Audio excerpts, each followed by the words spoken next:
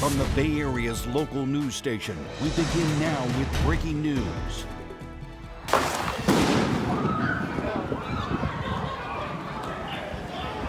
Breaking news in Walnut Creek. Police firing tear gas to break up a group of protesters. Good evening, everyone. I'm Vicki Liviakis. And I'm Grant Lotus. Thousands of people showed up for mostly peaceful protests today. The large group eventually making its way onto 680, and police ended up using tear gas. KRON4's Dan Thorne has been in Walnut Creek all day. He joins us now live with the latest there. Dan? Well, Vicki and Grant, we're here on North Broadway in Walnut Creek. As you said, for much of the afternoon, things were pretty peaceful. The message out here was positive. Lots of police officers were also here, but as we got into the night, things got a little dicey out here. Police tell us there was some vandalism to buildings in the downtown area. Several arrests were also made, and some officers and protesters were also injured in some scuffling. Thousands of people were involved in this protest. It started at Civic Park across from City Hall and eventually marched through the streets. People were holding signs, they were chanting, calling for justice for George Floyd and others who have been killed by police. In most spots around downtown, protesters were met with lots of police officers. North Main Street from Target down through Broadway Plaza had been guarded by police since it closed on Sunday night because of looters who ransacked several stores. Protesters tell us, however, they are against that kind of behavior because it overshadows what they are trying to accomplish. They see what's on the news, and the news looks like there's a bunch of crazy people breaking in, and it's not. It's people that are taking advantage. This is protesting. I'm here because our black men are dying all over the nation, and it's not by chance that they're getting shot, I believe, because it has to do with the race. Well, at one point, protesters returned to the police line at North Broadway where they were asking officers to take a knee with them. Instead, police reminded people that the 6 p.m. curfew was in effect and they needed to leave. Some scuffling then happened with officers, which led to tear gas being deployed. Several people, including myself and my photographer Sean, had to get out of the area. We were tear gassed. It was something that shocked a lot of people considering it was pretty peaceful for most of the day. People were surprised at first to see the officers eventually take a knee, but that was so that they could put gas masks on and then eventually tossed tear gas canisters into the crowd. This is the scene right now that we're looking at. The area pretty much cleared out. We haven't seen many protesters over the last 45 minutes or so. We did see mutual aid police from El Cerrito, San Pablo, and surrounding areas leaving this area, either heading back to their respective police departments or heading to Oakland, where we understand there are thousands of protesters that are still there protesting against racial injustice and protesting for George Floyd. Of course, we will be sure to keep track of what's happening here throughout the night in Walnut Creek if anything else does end up happening, and you could be sure that we'll be here to report it to you.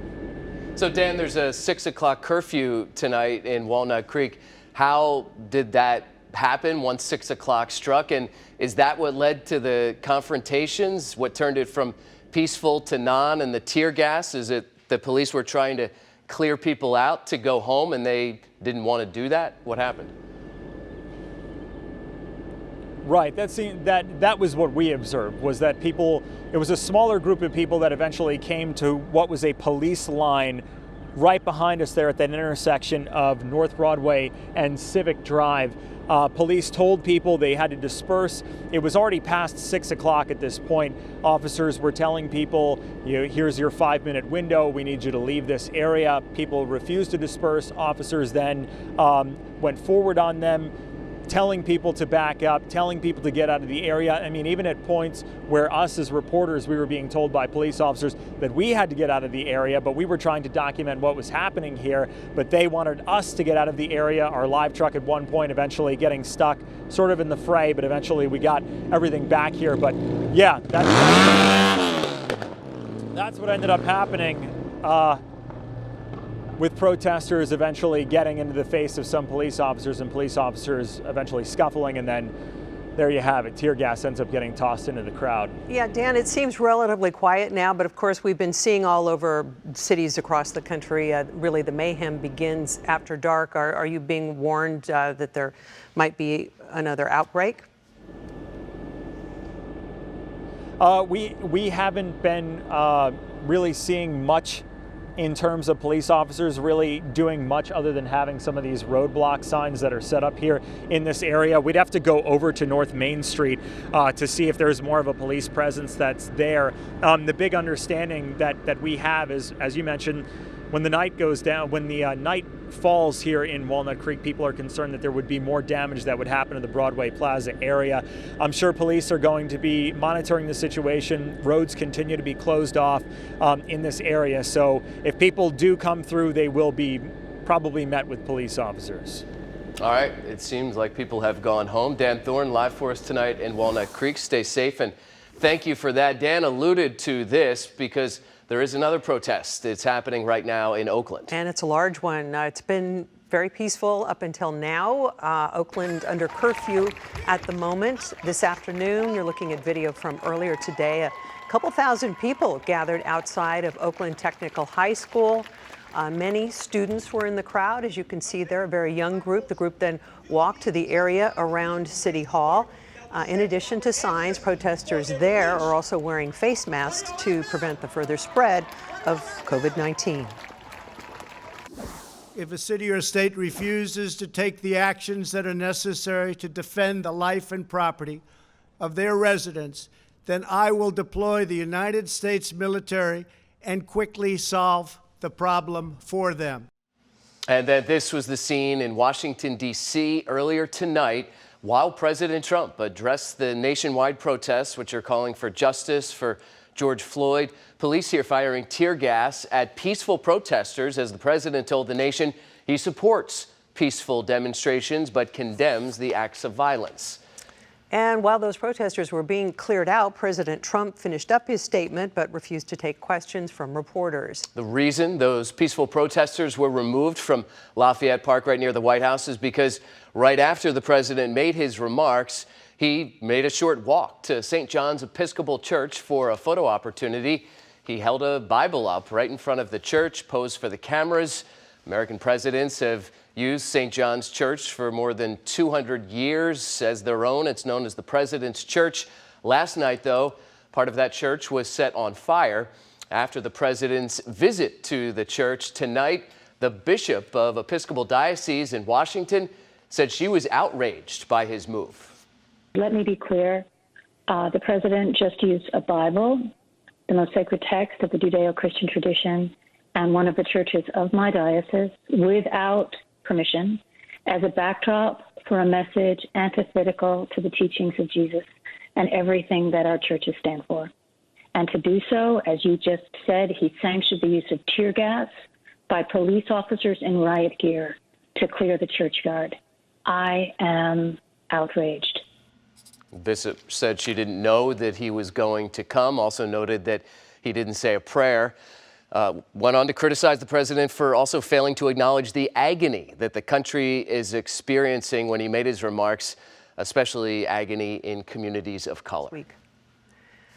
Well, because many protests are leading to vandalism and looting across the Bay Area, several curfews are now being enforced. As we mentioned a little earlier, San Francisco and Alameda counties have a curfew in effect from 8 p.m. to 5 a.m. San Jose's curfew is from 8:30 p.m. to 5 a.m. for the next 7 days.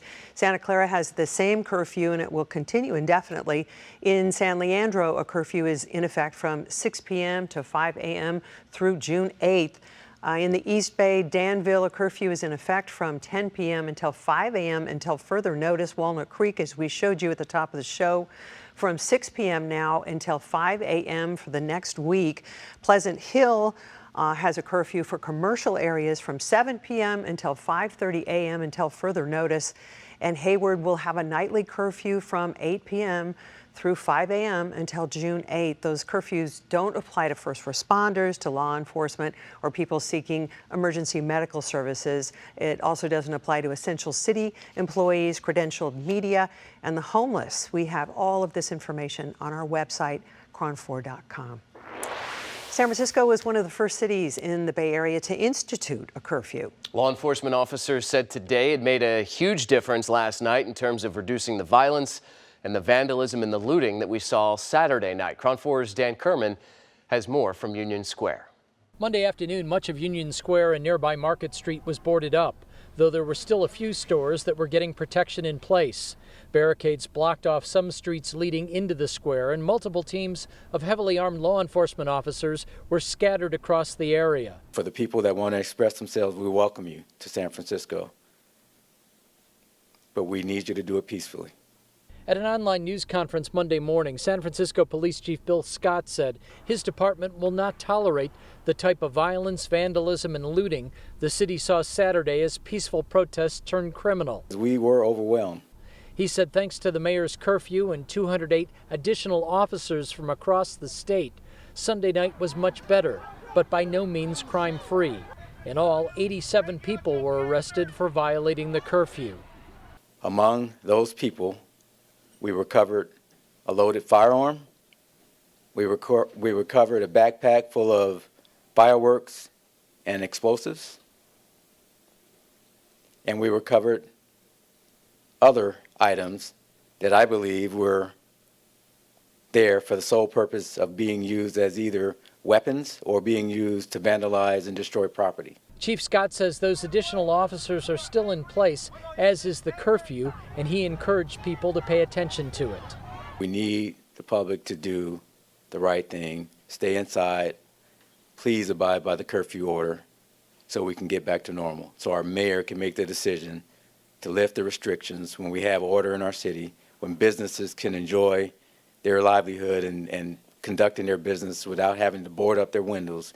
And that will not happen until we have some order in our city. Chief Scott says he shares protesters' frustration and anger over the death of George Floyd.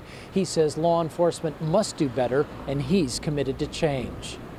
In San Francisco, Dan Kerman, KRON4 News. This afternoon, thousands attended a peaceful rally at Civic Center Plaza in San Francisco. Yeah, people, most of whom were wearing masks, gathered to oppose police brutality and ask for changes to police departments across the country. The rally lasted about 3 hours.